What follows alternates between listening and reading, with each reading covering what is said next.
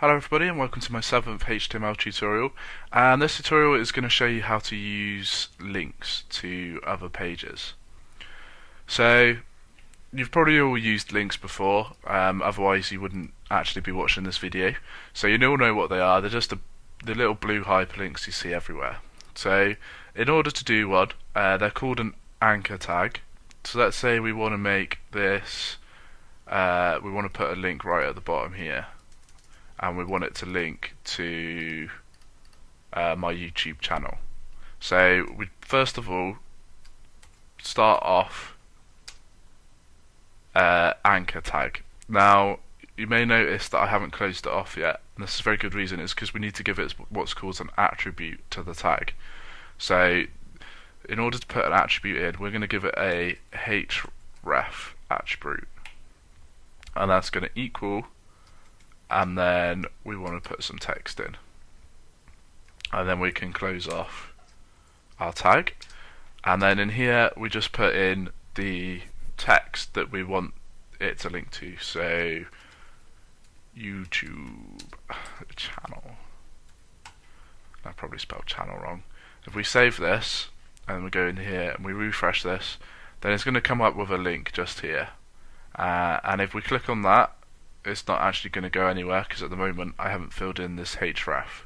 So this href is just a URL to which you can go to.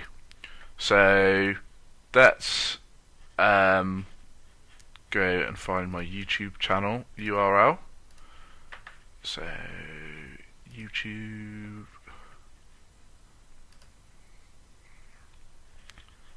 and then just go onto the channel, and then we just want this part of our URL, so let's copy that and then come back into here, paste this into here, and then save, and I can get rid of my channel now. So this now is going to create a link to my channel, and let's save this down, and then when we refresh here, and then when we click on the YouTube channel link, it's going to load up my channel. And if you haven't been on my channel, then jump straight on, because not being biased or anything, but it's a fantastic channel, lots of videos, and just hit the subscriber button. Little bit of sneaky product drop in there, but so that is how you'd link to a site, and then we press back. That's just going to go back to our old sheet that we were on, our web page that we're on.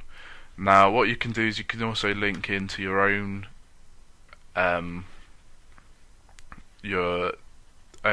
web pages that are in the same location. So say if I save down this in a different one, so that's file, save as, and then I'm going to save it down as second page.html. Save, and then if we put in this, because it's in the same directory, we can just put in our index.html now, well, or our second page.html, and let's actually put in index, because otherwise it's not going to link through. Save, and then let's open up our index one, because now that's going to be showing as our YouTube channel. My font's just gone smaller, so let's just go to font size 12, and let's link this one through to second page.html. Press save, and then refresh, and then when we click on here, it's going to go through to second page, and when we click on here, it's going to go through to index.